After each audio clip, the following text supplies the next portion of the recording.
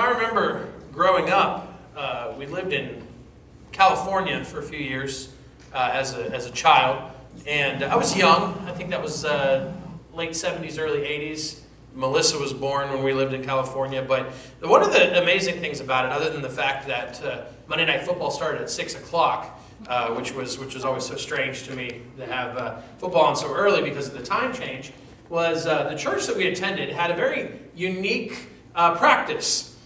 During the summer months, the church would actually shut down for the whole summer. Now, I think it was due to the fact that so many people vacationed or whatever, or maybe the town that we lived in was very touristy or whatever, but they would actually not have services for maybe all of June and all of July because of the attendance would drop so much with people traveling out of town. I'm thinking about reinstituting that, actually. If you look around this morning, apparently those of us that are here did not get the memo that this was, the annual take the week off of church Sunday vacation. But next week you'll be gone. Okay, good. Well, the rest of us will take off next week and leave it for them to muddle through. But it's good to be here today. It really is. I appreciated Steve's opening talking about what's important in life. Every day we wake up and the news seems to be almost worse than the day before. And it's amazing to me in light of how many things that have happened over the last several weeks that one tragedy just kind of gets pushed out by another one. I mean, the shooting in Orlando is really not much discussed anymore because newer things are taking the news headlines. And it's just amazing to me how much that has become normal in our life. I mean, we wake up every day expecting there to be some sort of disaster or tragedy or something. And the danger is that we can become, I think, a little bit desensitized to it.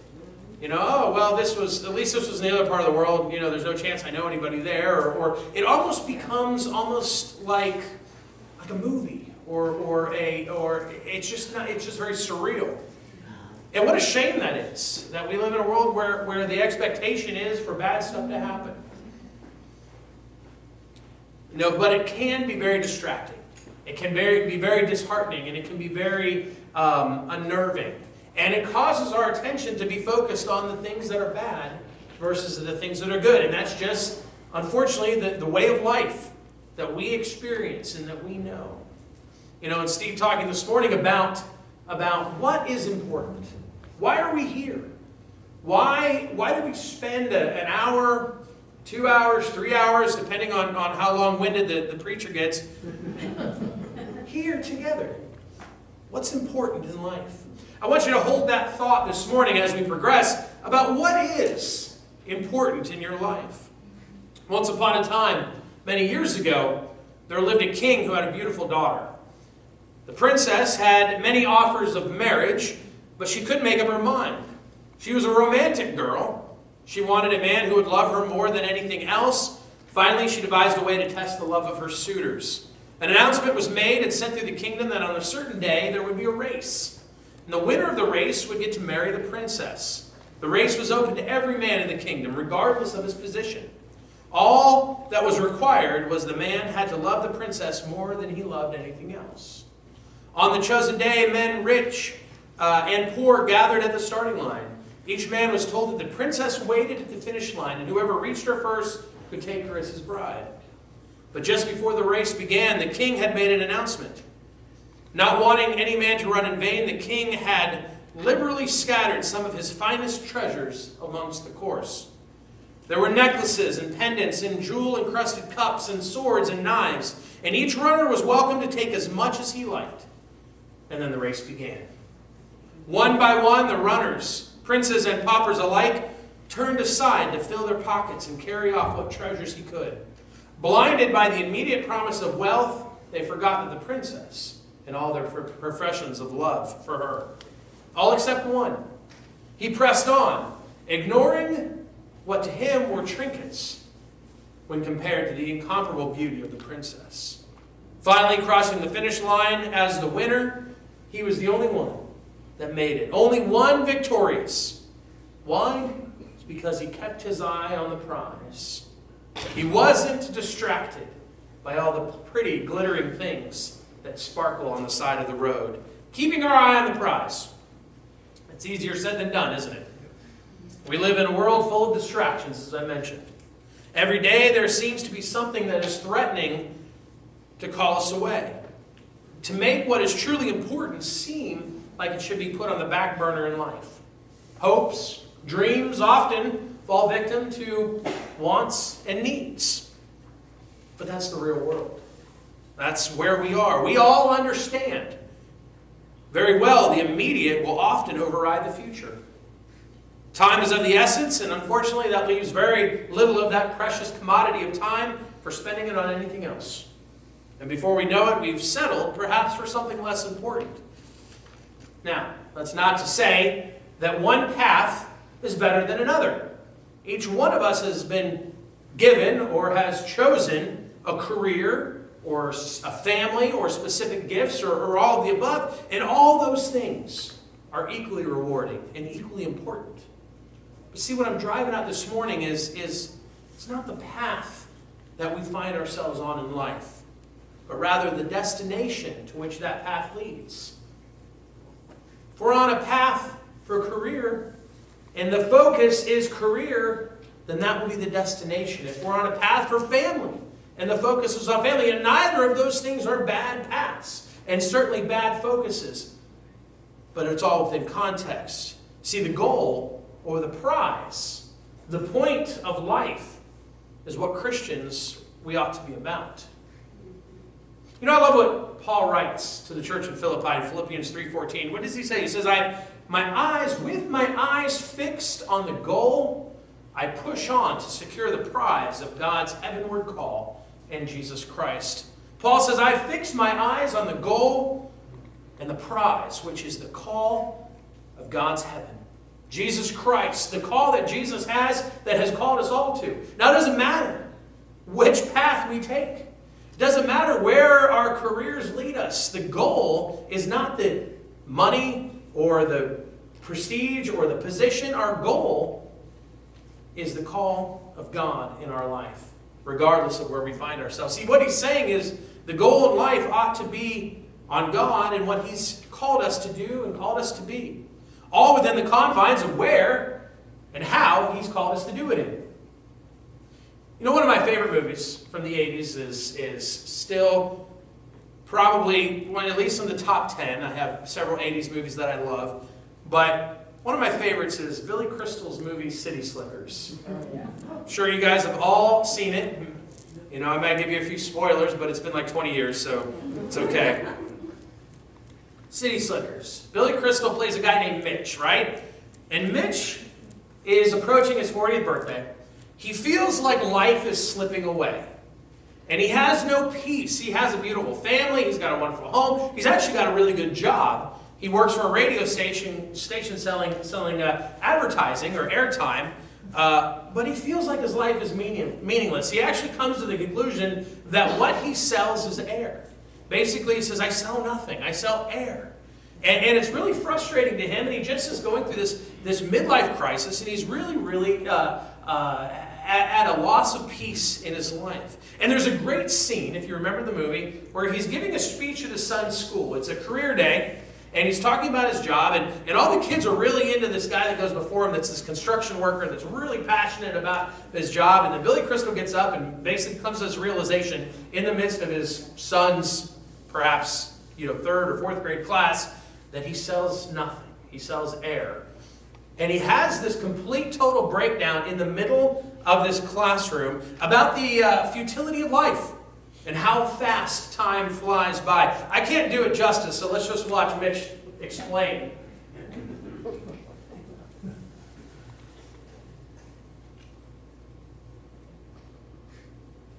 Because this is the time in your life when you still have your choices. And it goes by so fast. When you're a teenager, you think you can do anything, and you do. Your 20s are a blur. 30s, you raise your family, you make a little money, You think to yourself, what happened in my 20s? 40s, you grow a little pot belly, you grow another chin. The music starts to get too loud. One of your old girlfriends from high school becomes a grandmother. 50s, you have a minor surgery. You'll call it a procedure, but it's a surgery. 60s, you'll have a major surgery. The music is still loud, but it doesn't matter because you can't hear it anyway. 70s, you and the wife retire to Fort Lauderdale.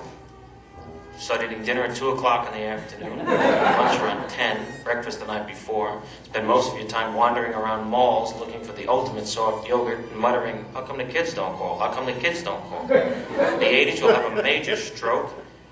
You end up battling with some Jamaican nurse who your wife can't stand, but who you call mama. Questions?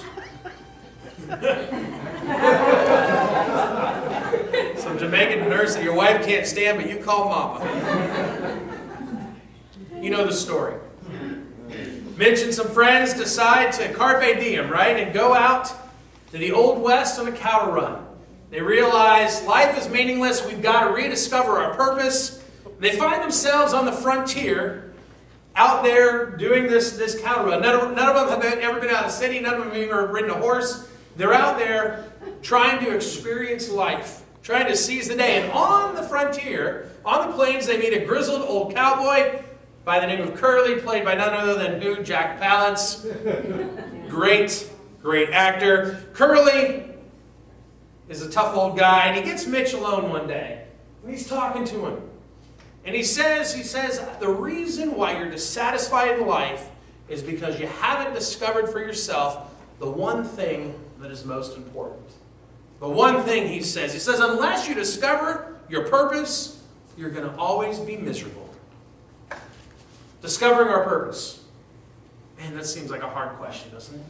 I bet you if you were to Google right now books on discovering your purpose in life, you would probably hit millions of reviews or hits on Google within seconds.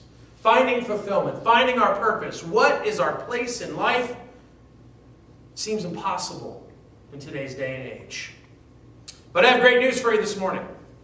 It isn't impossible. In fact, it's not even all that hard to discover your purpose. David, in Psalms 27, gives us the secret, a glimpse into the secret of life. Verse 4, David says this, he says, one thing I ask for, and this only do I seek, that I may dwell in the house of the Lord all the days of my life, to gaze on the beauty of the Lord and to seek Him in His temple. Serving God.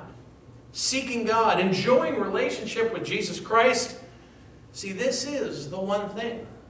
The secret to long-lasting fulfillment in life. You know, there's a great book entitled The Practice of the Presence of God, and it was written in the 1600s. And I tell you, it has more truth today, some 500 years later, than most any other book that I've ever read. The story is after a dramatic religious conversion, there's a young soldier named Nicholas Herman, and he decided to devote his life to following God and learning more about Christ. He joined a monastery and he became known as Brother Lawrence of the Resurrection.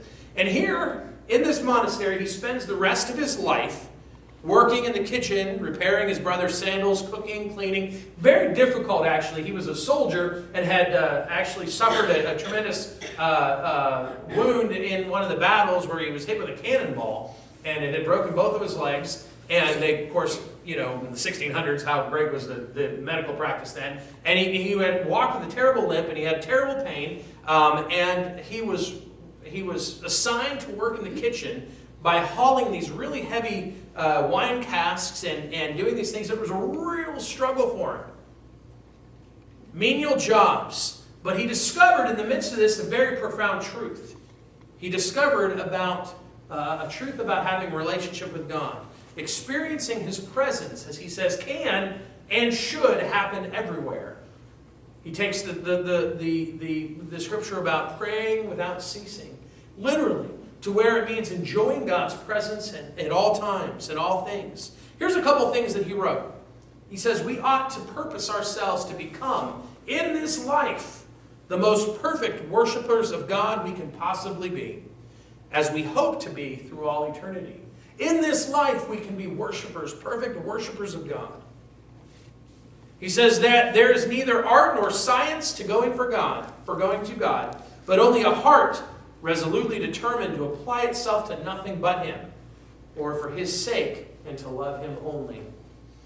And he says, what's the result of this?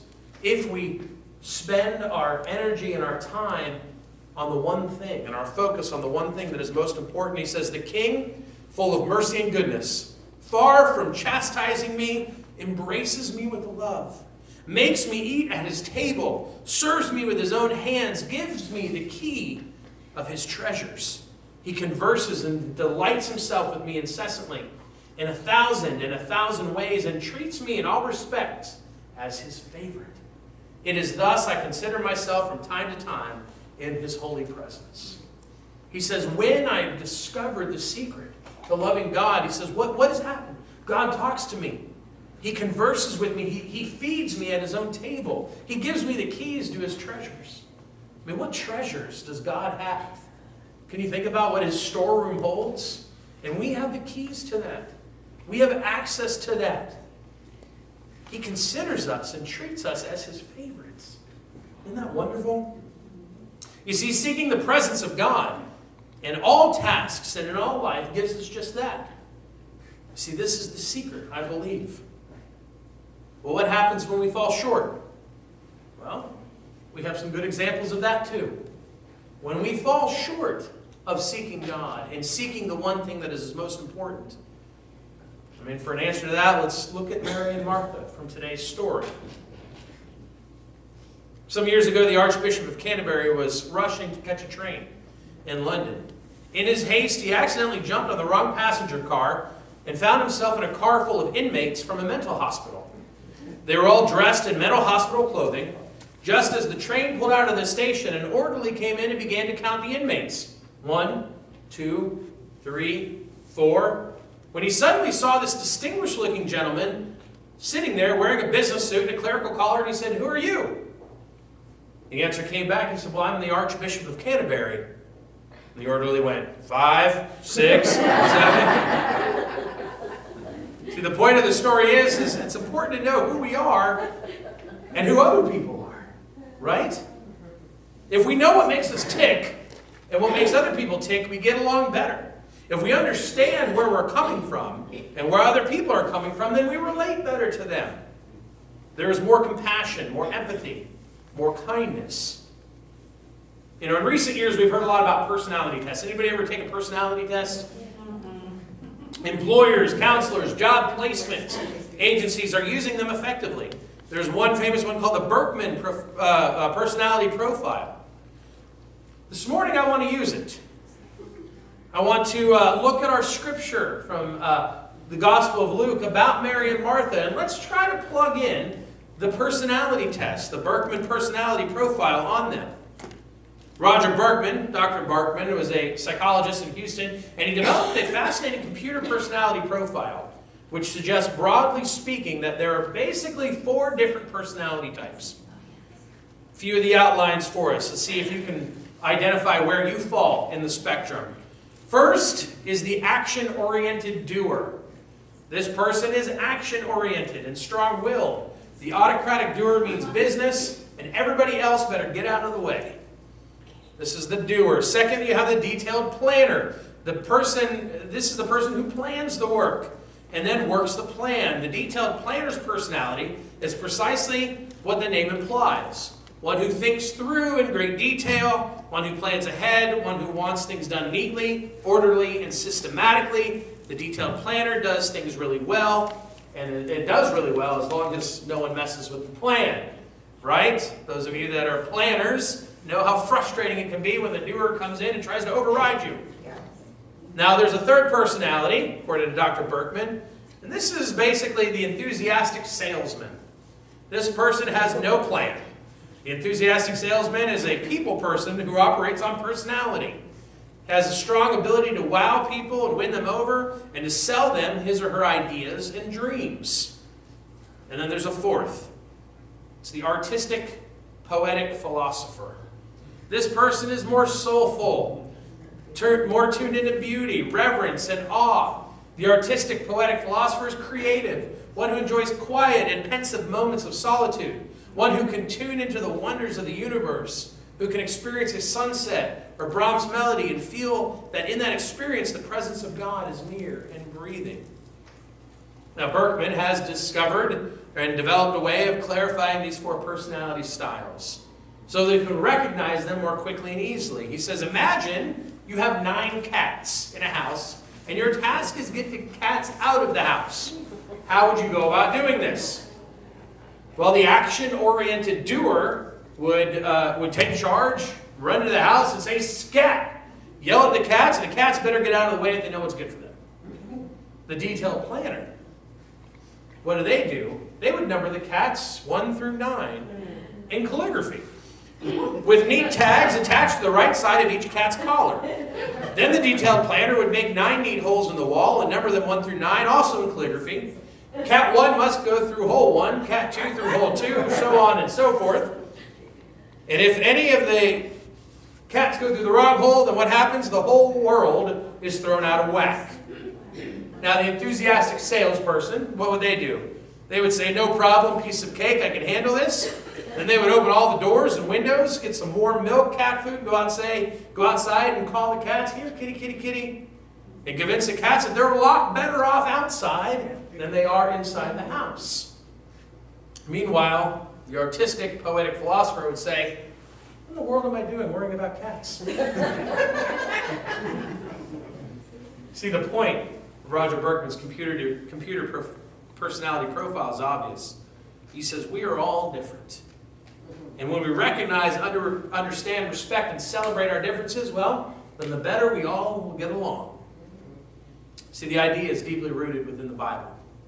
It is one of the key themes to Paul's letter to the church in Corinth. Some are prophets, some are teachers, some are action-oriented, others are pensive and thoughtful, some are poetic, some are autocratic, some are loud, some are quiet.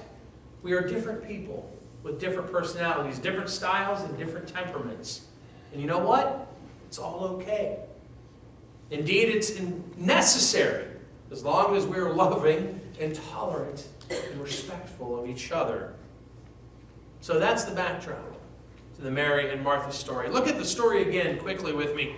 In Luke 10, where Jesus comes to visit the home of Mary and Martha. Now, everybody put on your amateur psychologist hat and see if you can psychoanalyze Mary and Martha today, and let's figure out what their personality styles are and how their personality styles impact the story. See, all morning there had been the hustle and bustle of excitement in the home in Bethany. Jesus was coming for dinner. Martha was so excited. Since daybreak, Martha had been sweeping, scrubbing, dusting, checking recipes, darting in and out of the kitchen, frantically preparing the food and putting the place in order for this special occasion. Every moment now is precious. Time's a-wasted, and there's so much left to do. So many details to cover. And then suddenly, Jesus arrives. And look what happens when Jesus arrives. Mary whisks in to take over as hostess. She welcomes Jesus and the disciples warmly and ushers them into the living room. There's a certain urgency about the moment. The Master's on his way to Jerusalem and the cross. He begins to talk to his friends. He has so much to tell them, so much to teach them, and so little time. They listen attentively, especially Mary. Mary has positioned herself at the feet of Jesus, and she's soaking in every word that he says. How good it is to have him here. How good it is to hear him again. How good it is to just be in his presence. But meanwhile, what's Martha doing? Well, she's still cooking and cleaning and doing all that stuff. Preparing the meal, polishing the silverware, cutting up the fruits and vegetables, checking on the last-minute details, doing 101 things, which in her super efficient mind need to be done before the meal's ready. But here's the problem. All the while that Martha's working feverishly, what's going on? She's seething inside. She's angry. Her indignation mounts. She gets more and more aggravated, more and more frustrated. She feels more and more put upon and more stressed out. Where is Mary? She keeps saying. Why isn't she in here helping me? Who does she think she is, sitting in there with the guests and leaving all the dirty work to me? Surely Jesus can see the injustice of this situation. Martha reasons. Finally, unable to contain herself any longer, her resentment erupts, and she bursts into the kitchen, into the living room, and makes a scene. Have you ever seen this happen before? Martha makes one here. She cries, Lord, Lord, look what's going on here. I'm having to do all the work. Don't you even care that my sister Mary has left me to serve alone? Get on to her now. Tell her what's right. Tell her to get out of here and get in the kitchen and help me. What's Jesus' response? I mean, it's always been so crazy, right? Because we can all identify with Martha. This is your house too. You know, we're here, we have guests. Get back in here and help me. And all of us say Martha was right. Mary was just being lazy. Yeah. But Jesus says to her, he says, Martha, Martha, don't be so worried and troubled about so many things. Relax. Lighten up. One thing is needful. One thing is important, and Mary has chosen the good portion, and it won't be taken away from her. End of scene, right? Look at the personality types. Have you figured them out? What about Mary? Do you have her pegged? Of course. Artistic, poetic, philosopher. She's thrilled just to bask in the warmth of the moment. She is stirred, thrilled, touched, and inspired by the presence of Jesus. What about Martha? What's she up to? She's the detailed planner. She has planned this event to the nth degree, and she's covered every detail. She's worked her fingers to the bone in a super efficient way.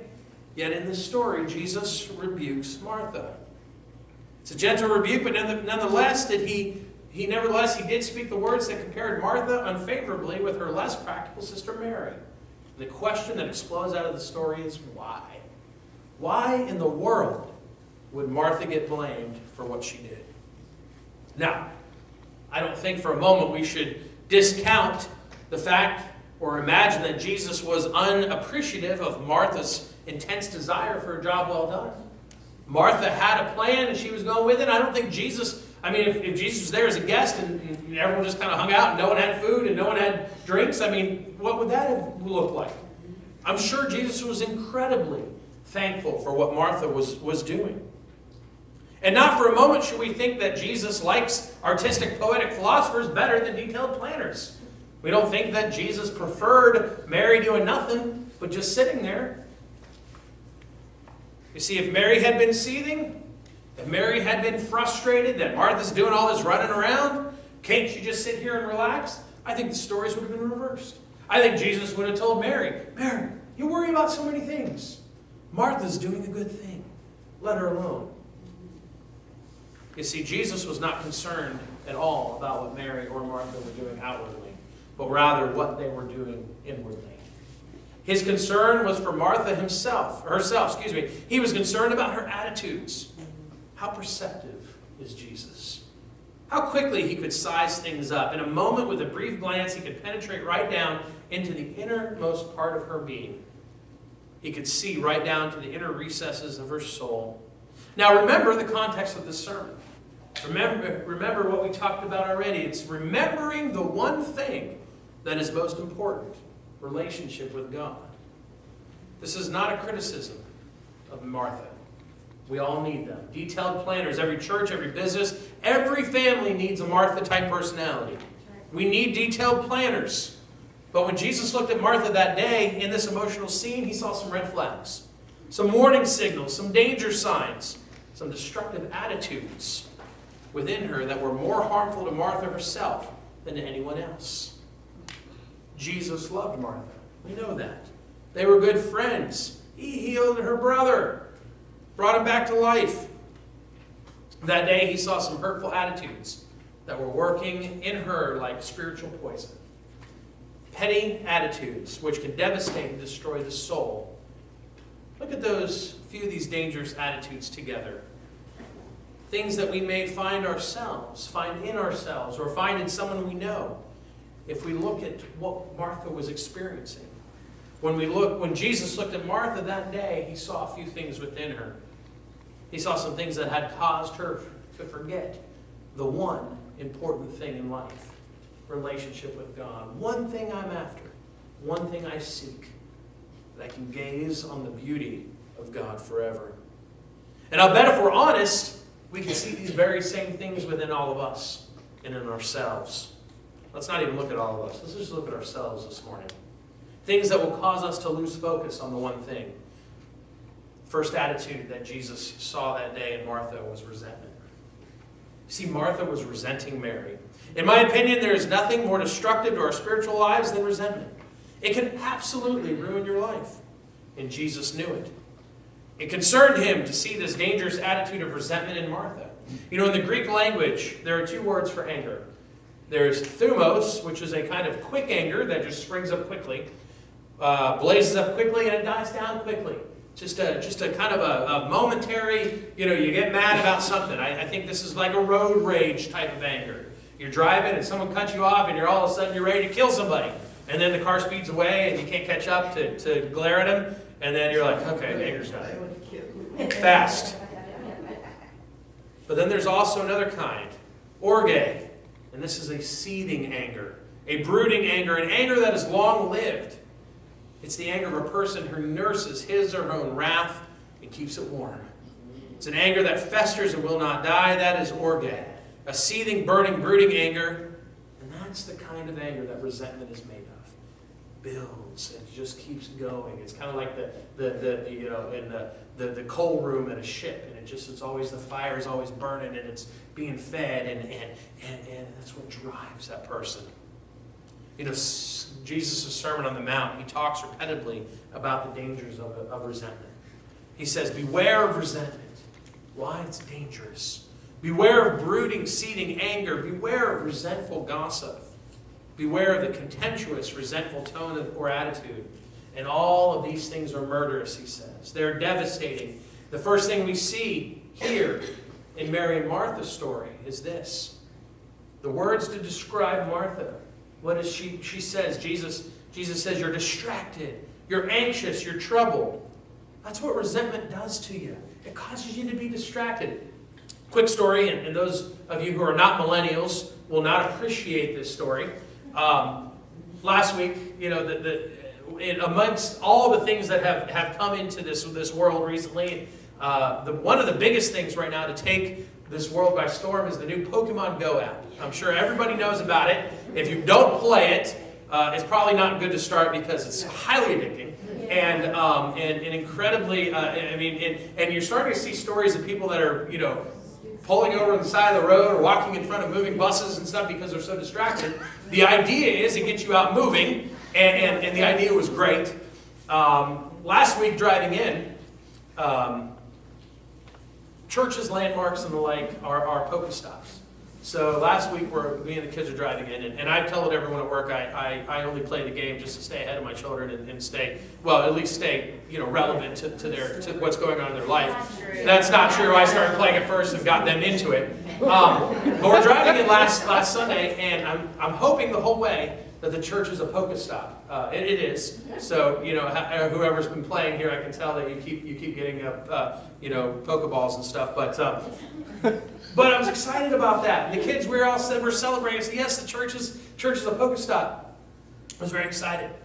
Until yesterday, when I found out that a few other churches in this area are not Pokestops, but Poke Gyms, which is an even better thing to be. And I became resentful. A week ago, I was excited about this, that we did nothing to do or deserve, but it's just a cool thing to have. And then I said, but these churches around us are gyms, which is a more prestigious thing to be. So I found myself spending my day Google searching, how do we upgrade from a Pokestop to a gym? It's a stupid app. It's a stupid game. But seeds of resentment was something that I celebrated a week ago, I was mad about a week later. Resentment can do that. Resentment can change our attitude, can change the things that we are excited about. Mary and Martha. Martha was excited to be serving Jesus. She was excited to be cooking for him until Mary stopped helping, and then no longer was she excited about serving Jesus. She turned all of her focus and resentment into, why is Mary not helping me? Right. Resentment cut her off, not only from her sister, but also from Jesus. The same thing happened to the elder brother in the prodigal son parable. The prodigal son comes back and everyone's celebrating, they're having a party, and the older brother's out in the field. He's mad. Where's my party? Cut off. That's how resentment affects us and why it's so dangerous. It separates us from people, and it separates us from God. In this episode, what's Jesus saying? He's saying simply this: beware of the dangerous attitude of resentment. It can devastate your soul. Resentment was first. Secondly, Martha suffered from narrowness. Martha is done in by her own narrow perspective. She thinks that her way is the only way. She wants to force her way of serving onto her sister. Martha's view has become so narrow that she can't see any other way to receive the Master but her way. She's blind to the miracle of uniqueness. She forgets that we're all different, that we're all individuals, and each one of us has a unique relationship with our Lord. How often have I seen this narrow attitude cause problems theologically? Some people think that their religious experience is the only valid one, and they try to force their way on everyone they meet. They don't understand that God is big enough to relate to each one of us differently, individually, uniquely, and personally. It doesn't matter what kind of church you attend. It doesn't matter if you believe this or don't believe that. What does matter is that we're all on the same journey. Some years ago in another church, a party was given to recognize a married couple for their outstanding work in the church's youth program. I'll tell you a little bit about this couple. The names were Betty and Bill. They had very different personalities. Betty was vivacious, outgoing, gregarious, affectionate. She was a hugger. She would respond to a gift, even something small, with great enthusiasm. She would jump up and down, squeal with delight, turn around and run and hug and kiss everyone in the room. This is how she responded. Bill, on the other hand, was quite the opposite. He was quiet, reserved, shy, stable, balanced. If you gave him a Mercedes-Benz and a trip to Hawaii, he would just say a quiet and sincere thank you. Now, on this particular night, Betty and Bill were given a surprise party. The young couple, the young people jumped out from their hiding places, shouted surprise, gave Betty and Bill a beautiful present. It was a plaque, beautifully ordained plaque honoring their work. Well, we of course all know what Betty did and how she responded. She ran up and down, hugging everyone, squealed with delight, crying because she was overwhelmed with the beauty of the gift, kissed everyone. Meanwhile, Bill waited for his wife to finish her dramatics. And he said, I would also like to say thank you. But that's not the end of the story.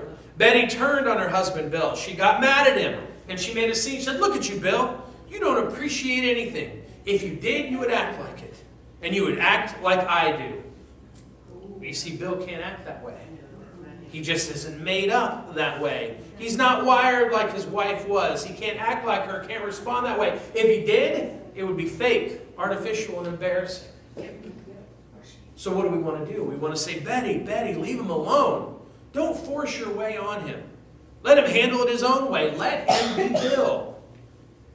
Now, I have to tell you, hugs and kisses are great, but I also know that Bill's quiet thank you is just as real, just as genuine, and just as valid. You see, in this episode with Mary and Martha, Jesus is saying, beware of the dangerous attitudes of narrowness.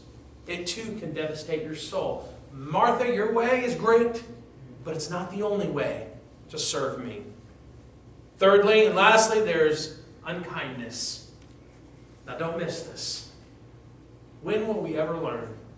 Martha tried to make herself look good. How? By making Mary look bad. What did it do? The result was it boomeranged on her. And she came out, in this instance, as the unattractive one. And ultimately that happens every time. Our harsh, condemning judgments come back to haunt us. When we're unkind to others, we are the ones who end up looking bad. Some time ago, there was an article on marriage, a rather routine article, except for one great statement. One of the greatest statements about marriage relationships. It said this: If you're ever in a situation where you have to choose between making either yourself or your mate look good, always choose to make your mate look good rather than yourself. See, Jesus would have loved that counsel. He would have enhanced it by saying, always choose to make other people look good rather than yourself. That kind of kindness boomerangs as well. It comes back to bless us. I know a woman who lives like that, always bragging on others and encouraging others, always making others look good rather than herself. And the fascinating thing is that everybody who knows her loves her and respects her and appreciates her and admires her because of her unwavering kindness. The point is clear. What we send out comes back. Input equals output, right? Are you computer techs? If we send out kindness, it comes back to haunt us. If we send out grace and love and compassion, those also come back to bless us. In the Mary and Martha story, Jesus is teaching us a great lesson about our inner attitudes. And he's saying this. He says, beware of resentment. Beware of narrowness and beware of unkindness. Choose instead the way of grace, love, and compassion. See, both Mary and Martha used their gifts to serve Jesus. And Jesus would have never faulted either one. What he addressed was the attitudes of the heart. The one thing that they both should have focused on was finding pleasure in doing at that moment what they felt was the best way to serve Jesus. There will be times when we must sit and be still in his presence. And there are times, far more often, when we're called to work in his presence. But both are equally rewarding. And both are equally important. See, we can't sit around all day and do nothing and just sit in God's presence. It would be nice. Maybe when we're retired, some of us will be able to do that more often. The truth is, we all have things we have to do each and every day. We're called to work. Can we work in this environment? Can we live in this world that has many distractions and many tragedies and many frustrating things that happen every time we open the newspaper or turn on the television set? Can we work and live in that environment and still have peace and still have a relationship with Christ and still find his presence? Yes, we can. And yes, we will. See, both are necessary. Love God and serve him in all that you do. Fix your eyes on the goal of being the best follower of Christ no matter where you are and no matter what you're doing at that moment. You see, this is the one and most important thing that any of us could ever do in this life. And we will continue in the next life. Amen. Amen. Let's close. Well, let's prepare to take our offering this morning.